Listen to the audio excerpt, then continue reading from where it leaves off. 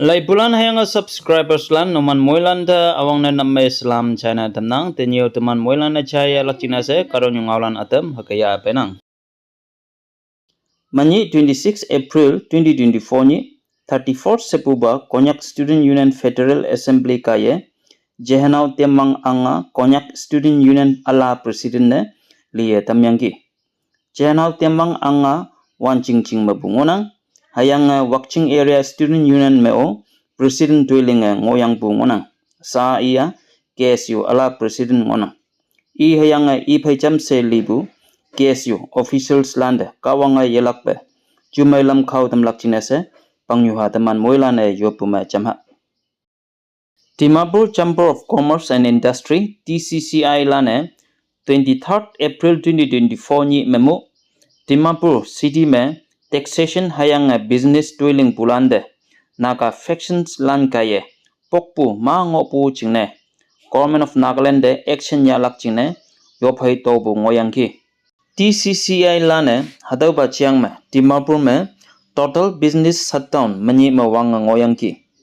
TCCI land de support ne myangyang Confederation of Nagaland Chamber of Commerce and Industry CNCCI lane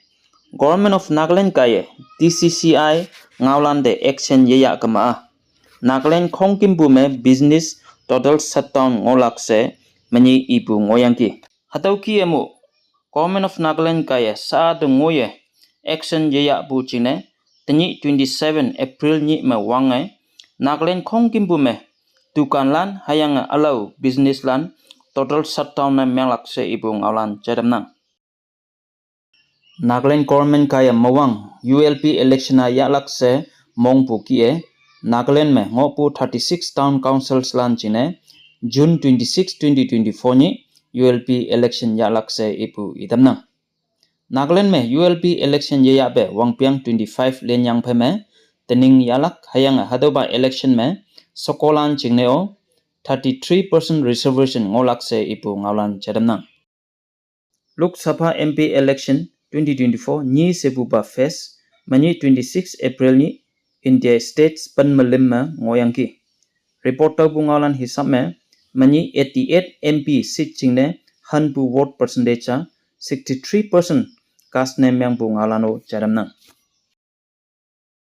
Maya phawo hipang mebu tanap 2:15 am dengoi se Bishnupur district Manipur me Kuki militants lane CRPF camp de attack ne myang bu me CRPF personal kata ni dweibu ane kata pli ngoye maya bu Ngaolano jadamna teni bu Kahtoknyu Ngaolan halan mesona lai bu moilande menyong panang